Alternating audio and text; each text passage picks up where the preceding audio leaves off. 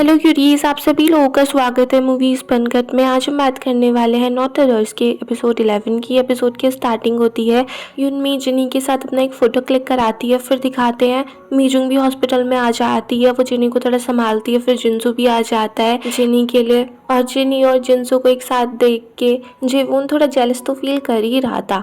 फिर दिखाते हैं युनमी बिल्कुल ठीक हो जाती है। डॉक्टर पार्क और क्लिनिक के और लोग भी युनमी से मिलने के लिए आते हैं। फिर दिखाते हैं जिनहोंग ही युनमी का ख्याल रख रहा था, इतना ख्याल रख रहा था कि जिनी को कुछ करने की ज़रूरत ही नहीं पड़ रही थी। और फिर जिनहोंग उन्हीं की बिल्डिंग में शिफ्ट भी हो गया था।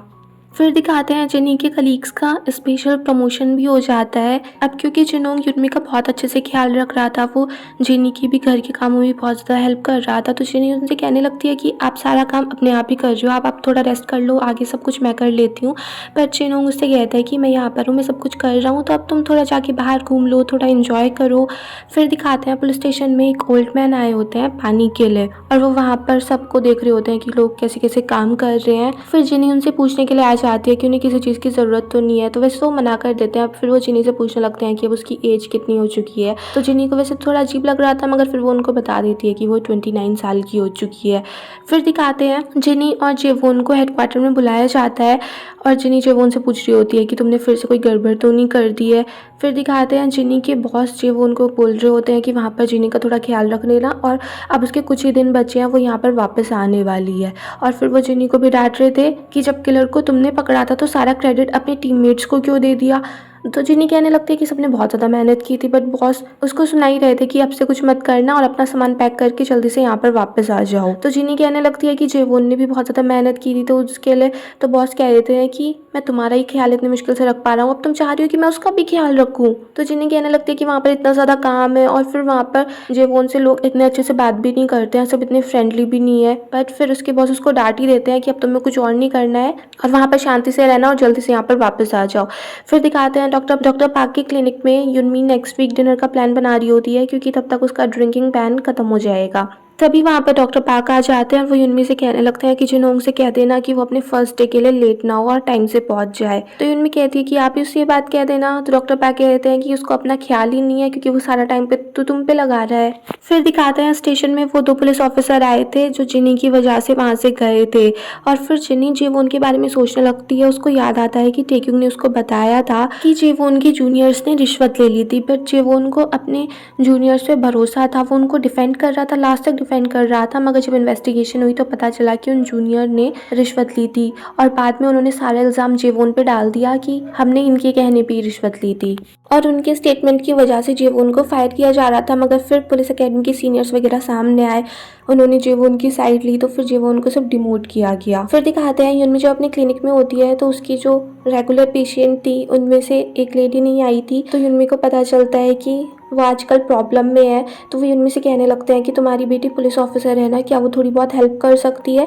क्योंकि ऐसे टाइम में अगर पुलिस जाएगी तो उसके लिए अच्छा होगा। और यही बात फिर युनमी जिनी को बता रही होती है कि तुझे कुछ नहीं करना है, बस वहाँ पर चले जाना और बस खड़े रहना। तो जिनी मना कर देती है कि हर बार मैं आपकी बात मान लेती हूँ, मगर इस बार नहीं मानूंगी। तो युनमी कहती है कि इस बार क्या हो गया। तो जिनी कहती है कि मैं वहाँ पर खड़े होकर क्या करूँगी, सिर्फ मुझे खड़े ही होना है, तो मुझे जाने की ज़रूरत ही नहीं है। अगर मुझे वहाँ पर कुछ करना ही नहीं पड़ेगा तो मैं जाऊँ क्यों। फिर जिनी और युनमी प्लान बनाने लगते हैं कि नेक्स्ट वीक युनमी का ड्रिंकिंग बैन खत्म हो रहा है, तो वो लोग क्या क्या खाएंगे। फिर नेक्स्ट डे दिखाते हैं युनमी और जिनी जब काम के लिए जा रहे थे तो वहाँ पर जिनहोंग भी था, और तभी वहाँ पर जिनहोंग के मॉम डैड आ जाते हैं, और तब जिनी को पता चलता है कि जो ओल्ड मैन उसको पुलिस स्टेशन में देखने के लिए आए थे वो उसके ग्रैंडपा ही है। बट जिनहोंग उनको जिनी से मिलने नहीं देता और जिनी और युनमी को वहाँ से भेज देता है।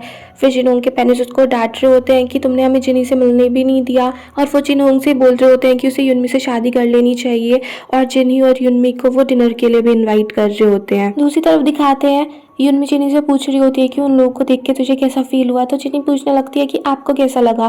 तो युनमी कहती है कि जब से मैं जिनहोंग के साथ मेरा फिर से पैचअप हुआ है तो मुझे लगा था कि ऐसा कुछ तो होगा ही, तो मेरे अंदर अब इतनी कुछ ज़्यादा फीलिंग्स नहीं है, और उसके डैड से तो मैंने कई बात नहीं की थी, बस पहले उसकी मॉम से ही बात हुई थी। तो फिर जिनी पूछने लगती है कि जब उनको आपके बारे में पता चला तो उन्होंने कोई सीन क्रिएट किया था क्या, जैसे सीरियल्स में होता है कि मेरे बेटे को छोड़ के चले जाओ, मैं तुम्हें इतने पैसे देती हूँ, ऐसा वैसा कुछ किया था क्या, या आपके ऊपर पानी वानी पानी फेंका था, कुछ ऐसा तो नहीं हुआ था ना। फिर जिन्मी कहने लगती है कि उन लोगों को ये सब कुछ जियोन की वजह से ही पता चला होगा। तो जिन्नी उससे पूछती है कि मुझे लगता है कि वो लोग काफी ज्यादा रिच है, क्योंकि आंट जियोन ने जो मुझे पैसे दिए है ना वो बहुत ही सारे हैं। तो जिन्मी कहने लगती है उसने तुम्हें पैसे दिए हैं, तुमने खर्च कर दिए। तो जिन्नी कहती है कि अभी मैंने खर्च नहीं किए। तो जिन्मी कहती है कि चल आधे मुझे दे दे, पर जिन्नी कहती है कि उनको मैं खर्च नहीं करूंगी, वो ऐसे ही रखे रहेंगे। फिर दिखाते हैं जिन्नी पुलिस स्टेशन चली जाती है और जिन्मी जब घर आती है तो जिन्होंने उसको बताता है कि मेरे पेरेंट्स बोल रहे हैं वो तुम्हें डिनर के लिए इनवाइट कर रहे हैं। और वो कहता है कि इसमें कोई ऐसे प्रेशर वाली बात नहीं, अगर तुम नहीं जाना चाहती हो तो मत जाओ, ये तुम्हारी लाइफ है, तुम्हें खुद डिसाइड करना है। वैसे तो जिन्मी नहीं जाना चाह रही थी, मगर फिर वो सोचने लगती है कि मुझे जाना चाहिए। और वो कहती है कि पहले मैं सिर्फ तुम्हारी मॉम से मिलना चाहती हूँ, वो भी अकेले, वो भी किसी रेस्टोरेंट में। नेक्स्ट दिखाते हैं जिनी जेवोन से मिलने के लिए स्टेशन गई थी और जब वो देखती है कि जेवोन के साथ और टीम मेंबर्स कैसा बिहेव करते हैं तो उसको अच्छा नहीं लगता। तभी जेवोन की पेट्रोलिंग कार वहां से निकल जाती है और जेवोन को देख के जिनी एकदम से छिप गई थी, मगर फिर भी जेवोन ने देख लिया था कि वो वहाँ पर खड़ी है, तो उसको फोन करता है। तो जिनी कहती है कि मैं अभी घर पे ही हूँ और वो रात को उससे मिलने के लिए बोल रही होती है, बट जेवोन कहता है कि रात को मैं बहुत ज़्यादा बिजी हूँ। फिर दिखाते हैं जिनी से मिलने के लिए जियोन आई होती है और वो उससे कहने लगती है कि तुम्हारे ग्रैंड पेरेंट्स तुम्हारे बारे में बहुत ज़्यादा बात कर रही है। पहले तो उनका वो बड़ा सा घर ऐसे खाली पड़ा था, मगर आजकल वहाँ पर बहुत ज़्यादा रौनक है, वो तुमसे मिलके बहुत ज़्यादा खुश है। और वो कहने लगती है कि प्लीज़ तुम कुछ हेल्प करो जिससे तुम्हारे मॉम डैड शादी कर ले, ताकि तुम लोग एक सच्ची में फैमिली बन जाओ। फिर दिखाते हैं स्टेशन में जेवोन जिनी के बारे में सोच रहा था और वो पुलिस अकेडमी के टाइम को सोचने लगता है कि कैसे वो लाइब्रेरी में उसी के ऊपर सो गई थी। फिर दिखाते हैं युनमी जिनहोंग की मॉम से मिलने के लिए जाती है और उसकी मॉम कहने लगती है कि हमने सारी प्रिपरेशन कर दी है, तुम्हें कुछ नहीं करना है, शादी का खर्चा सब हम करेंगे, कपड़ों वपड़ों का खर्चा सब हमारा होगा, बस तुम्हें शादी करनी है, तुम्हें और किसी चीज़ की टेंशन नहीं लेनी है, और जो तुम्हारा अपार्टमेंट है उसको तुम रेंट पे दे सकती हो। तो युनमी कहने लगती है कि आपने एक चीज़ नहीं सोची कि मैं शायद जिनहोंग से शादी नहीं करना चाहती हूँ। तो जिनहोंग की मॉम कहने लगती है कि तुम शादी क्यों नहीं करना चाहोगी, तुम नहीं चाहती हो कि तुम्हारी बेटी को एक फादर मिले, तुम्हारी फैमिली हो, तुम्हें अपनी बेटी का सरनेम चेंज नहीं करना है। तो युनमी कहने लगती है कि अब मुझे पता चला तुम जनीसा से कोई प्यार नहीं कर रहे हो, बल्कि अब तुम्हें लग रहा है कि जिनहोंग की इतनी उम्र हो चुकी है, उसको कोई अपनी फैमिली नहीं है, तो तुम्हें एक ऑप्शन दिखा दो, तुम उसको यूज़ करना चाह रहे हो ताकि तुम्हारी अपनी फैमिली यूनाइट हो सके, मगर मेरी बेटी किसी का ऑप्शन क्यों बने। और फिर वो जिनहोंग की हमको देख के कहने लगती है कि अब तुमने कंट्रोल करना सीख लिया है, पहले अगर मैं ऐसी बात करती तो मुझे कई बार थप्पड़ मार चुकी होती ना। तो फिर जिनहोंग की मुझसे कह रहे थे कि जो पहले मैंने किया उस सब के लिए सॉरी और मैं उस सब के लिए माफ़ी मांगती हूँ, पहले मैं सिर्फ अपने बेटे के बारे में ही सोच रही थी और मैं सच में चाहती हूँ कि तुम हमारी फैमिली बनो। दूसरी तरफ दिखाते हैं जिनी से उसके ग्रैंडपा मिलते हैं और वो उससे डीएनए टेस्ट के बारे में बोल रहे होते हैं। तो जिनी कहती है कि डीएनए टेस्ट भी कराना बिल्कुल सही है, क्योंकि उससे सारे सस्पिशन खत्म हो जाएंगे कि जिनी की मॉम कभी झूठ नहीं बोल रही थी। फिर दिखाते हैं क्लिनिक में डॉक्टर पाक मिजुंग को बता देते हैं कि तुम्हारा ट्रीटमेंट अब फिनिश हो चुका है और उसको बोल देते हैं कि अब तुम्हें रेगुलरली एक्सरसाइज करते रहना चाहिए। तो मिजुंग कहती है कि हाँ, मुझे समझ में आ चुका है कि मुझे एक्सरसाइज करनी ही पड़ेगी। और फिर डॉक्टर पाक उससे पूछने लगते हैं कि मैं एक दिन तुम्हारे रेस्टोरेंट में गया था तो तुमने मुझे कुछ ज़्यादा ही खाना नहीं दे दिया था, तो कहीं तुम मुझ पर वैसे दया तो नहीं दिखा रही थी ना। तो मिजुंग को एकदम से उनकी बात सुन के गुस्सा आ जाता है, फिर वो वहाँ से चली जाती है और डॉक्टर पाक सोचते रह जाते हैं कि मैंने क्या गलत बोल दिया। फिर मिजुंग यही बात युनमी को बता रही होती है कि वो तो मैं अपने रेगुलर कस्टमर्स को ऐसे कभी कभार दे ही देती हूँ, मगर वहाँ पर मुझे समझ ही नहीं आया कि मुझे क्या बोलना चाहिए और मुझे अपने ऊपर इतना गुस्सा आ रहा है कि मुझे कुछ तो बोलना था। फिर वो युनमी से पूछने लगती है कि अब जिनहोंग की फैमिली से मिलके से उसे क्या लग रहा है। तो युनमी कहने लगती है कि जब मैं हॉस्पिटल में थी तो मेरे दिमाग में बहुत सारे सिनेरियोस से गुजरे, मैं सोच रही थी कि पता नहीं आगे क्या होगा, मैंने जिनी को इतने ज़्यादा रोते हुए कभी नहीं देखा था। तब मेरे मन में एक ख्याल आया, अगर मैं ऐसे ही चली गई तो जिनी अकेली रह जाएगी, उसकी कोई फैमिली नहीं होगी, मगर अब जिनहोंग है वो उसका ख्याल रखेगा। और अब उसके पेरेंट्स भी सामने आए हैं, वो जिनी को देखना चाहते हैं, उससे मिलना चाहते हैं, मगर मुझे अभी समझ में नहीं आया है कि जिनहोंग के पेरेंट्स सच्ची में बदल गए हैं या फिर अभी सिर्फ वो ड्रामा कर रहे हैं। तो पहले मैं उनको जांचूंगी, परखूंगी कि वो सच्ची में बदल गए हैं या नहीं। और फिर मुझे अभी ये समझ में भी नहीं आ रहा है कि जिनी के लिए मुझे जिनहोंग से शादी करनी चाहिए या नहीं करनी चाहिए। फिर दिखाते हैं वो सब लोग डिनर के लिए इकट्ठा हो जाते हैं और वहाँ पर वो वैसे तो जिनी को बहुत अच्छे से प्यार कर रहे होते हैं, मगर युनमी को तो शुरू में वो बिल्कुल इग्नोर सा कर देते हैं। फिर वो युनमी को भी ग्रीट करते हैं और फिर जिनी के ग्रैंडपा उससे कहने लगते हैं कि क्या तुम्हारा आगे मन है कि तुम्हें आगे और ज़्यादा पढ़ाई करनी है, क्यों ना तुम भी डॉक्टर बन जाओ या पीएचडी वगैरह कर लो। मैंने तुम्हारे मार्क्स देखे, स्कूल टाइम में काफ़ी अच्छे मार्क्स थे, वो तो शायद तुम्हारी पैसों की कमी रही होगी इसलिए तुम आगे पढ़ाई नहीं कर पाई, और कि अब तुम पढ़ाई के लिए अब्रॉड भी जा सकती हो, अब तुम कुछ भी कर सकती हो। तो जिन्होंने उन लोगों को चुप करा देता है कि जिन्हीं ने जो अपना कैरियर डिसाइड किया है वो खुद ही डिसाइड किया है, अब आप प्लीज़ उसको ऐसे प्रेशराइज़ मत करो। मगर वो लोग भी कहते हैं कि इसमें प्रेशराइज़ की क्या बात है, हम तो सिर्फ कह रहे हैं कि वो आगे और ज़्यादा पढ़ाई कर सकती है, वो डॉक्टर बन सकती है। जिन्हें भी उनसे कह रही होती है कि मैं जहाँ पर हूँ मैं खुश हूँ, मगर फिर भी वो शांत होने का नाम ही नहीं ले रहे थे। तो जिन्हें भी कहने लगता है कि जैसे आप मुझे और जिन को प्रेशराइज़ करते थे कि आप अब वो जिन्हीं के साथ भी करने वाले हैं। और फिर वो लोग युनमी को लेके भी खुश नहीं थे कि उसने जिन्हीं का अच्छे से ख्याल नहीं रखा। फिर युनमी जिन्हीं से कहती है कि तुम अभी बाहर जाओ। जैसे ही जिन्हीं जा रही होती है तो उसके ग्रैंडपा कहने लगते हैं कि जिन्हीं कहीं नहीं जाएगी और यहाँ पर एल्डर्स बैठे हैं, तुम इतनी रूडली कैसे बिहेव कर सकती हो, तुम्हें पता नहीं है कि तुम्हें कैसे बिहेव करना है, तुम्हारी परवरिश अच्छे से नहीं हुई है। तो युनमी भी कहती है कि यहाँ पर अभी कुछ ऐसा होने वाला है, मैं कुछ ऐसी बातें बोलने वाली हूँ जो जिन्हीं के लिए ठीक नहीं है। और फिर वो तभी बोल देती है कि वैसे तो मैं जिन्हीं की वजह से ही जिनोंग से शादी करने के लिए तैयार थी, मगर अब मुझे नहीं लगता है कि मुझे ऐसा करना चाहिए। और मैं नहीं चाहती हूँ कि तुम लोगों जैसे ग्रैंड पेरेंट्स मेरी बेटी के हो, तुम लोग तो उसको सफोकेट ही करके रख दोगे। और फिर जिनी को वहाँ से ले जाती है। फिर जीवन भी अपने मॉम डैड को डांट रही होती है कि आप लोगों को अभी तक अकल नहीं आई है क्या? आपकी इसी वजह से जिनोंग आपसे कितने सालों से नहीं मिला है, आपको अब एक चांस मिला था, आपने उसको भी गवा दिया। इतनी मुश्किल से जिनी यहाँ पर आई थी, आप उसको ढंग से बात भी नहीं कर सकते थे।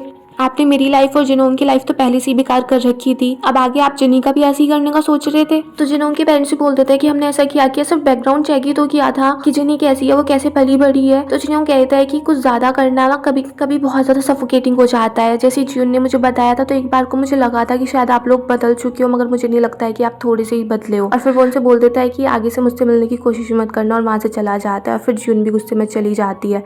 जब वो लोग घर जा रहे होते हैं तो जिन कार में बहुत ज्यादा गुस्सा कर रही थी कि वो लोग अभी तक बिल्कुल नहीं बदले हैं।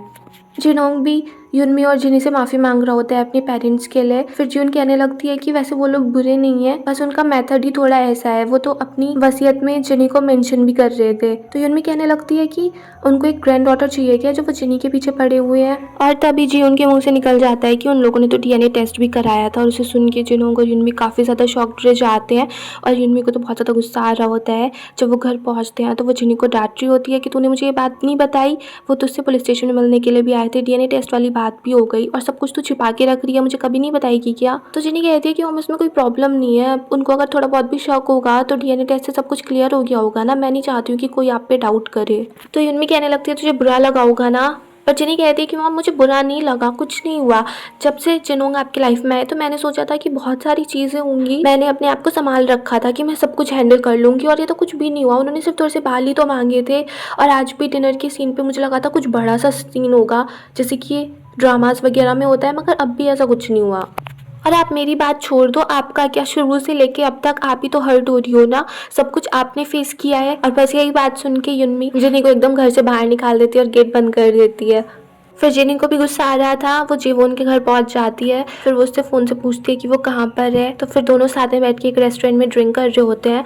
और वहाँ पर जिनी जीवोन से बोल रही होती है कि पता नहीं मेरी मॉम को आजकल क्या हो गया है, पहले वो मुझे इतना ज़्यादा नेग्लेक्ट करती थी, मगर आजकल वो इतनी ज़्यादा ओवर प्रोटेक्टिव हो रही है। तो जीवोन कहने लगता है कि वो हॉस्पिटल में थी, उन्होंने लाइफ डेथ की सिचुएशन फेस की, और उस टाइम पे वो कितना ज़्यादा सोच रही होंगी, कितना कुछ सोच रही होंगी, और सबसे ज़्यादा वो तुम्हारे बारे में ही सोच रही होंगी। और तुमने भी सबसे ज़्यादा अपनी मॉम के बारे में ही सोचा होगा, इसीलिए जो चीज़ें तुम्हें हर्ट कर सकती थी अब तुम उनको इग्नोर करना सीख रही हो। तो जिनी एकदम से जीवोन से पूछने लगती है कि तुम्हें सारी चीजें कैसे पता। तो जीवोन कहने लगता है क्योंकि मैं तुम्हें ऑब्जर्व करता हूँ, तुम्हें ऑब्जर्व करना बहुत ज्यादा फनी है, क्योंकि तुम ऐसी प्रॉब्लम क्रिएट करती रहती हो, तो इसलिए मैं तुम्हें देखता रहता हूँ, और तुम्हें देखना ऐसी बहुत ज्यादा एंटरटेनिंग है, तुम्हारी हर चीज़ ही बहुत ज़्यादा एंटरटेनिंग है। इसकी बात सुन के जिनी भी हंसने लगती है। फिर जीवोन कहने लगता है कि अभी तुम्हारी मॉम काफ़ी ज़्यादा प्रॉब्लम में होंगी, तो प्लीज़ उन पे ऐसे गुस्सा मत करना, और अब क्योंकि तुम वापस जाने वाली हो तो अपने सेवियर कॉम्प्लेक्स की वजह से प्लीज़ इसको ठुकराना मत, जो तुम्हें ये अपॉर्चुनिटी मिल रही है।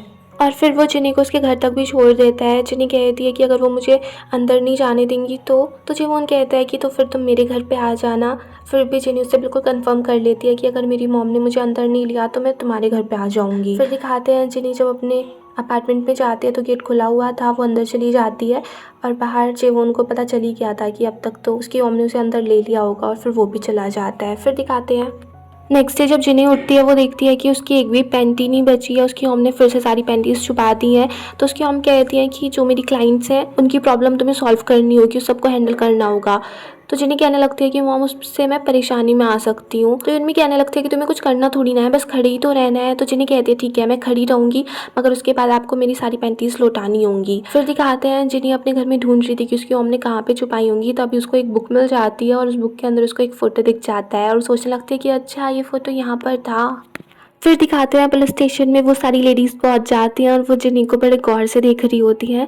फिर रात को जिनी अकेले ही डिनर करने जाती है, वो काफ़ी ज़्यादा ड्रिंक कर लेती है और वो जेवोन के बारे में सोच रही होती है कि जेवोन ने उससे कहा था कि अगर उसको यहाँ से जाने का चांस मिल रहा है तो उसको वो ग्रैब कर लेना चाहिए, उसको अपना करियर सेवियर कॉम्प्लेक्स की वजह से ख़राब नहीं करना चाहिए। और फिर वही बात सोचते सोचते वो जेवोन के घर पर पहुँच जाती है।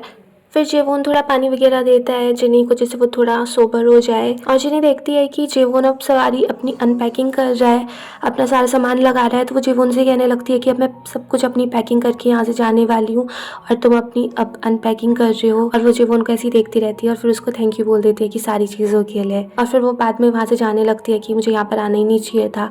और तो तभी उसको जेवोन रोक लेता है, उसका हाथ पकड़ लेता है और उसे कहता है कि पहले थोड़ा सोबर हो जाओ फिर चले जाना, और तुम अभी बहुत ज़्यादा ड्रंक हो। फिर जिनी उससे कहने लगती है कि मेरे दिल में एक बात चल रही है, क्योंकि वो बात मैंने बहुत टाइम से छिपा रखी थी तो वो बहुत ज़्यादा कॉम्प्लिकेटेड हो चुकी है। मगर तुमने ही कहा था ना कि मैं बिल्कुल जैसी हूँ वैसी ही रहूँ, तो मुझे एक क्वेश्चन का आंसर चाहिए, क्या तुम मुझे पसंद करते हो जेवोन? और उसके बाद सुन के जेवोन भी शॉक्ड रह जाता है, बट फिर वो भी बोल देता है कि हाँ मैं तुम्हें पसंद करता हूँ। और एकदम से ही फिर दोनों किस करने लगते हैं।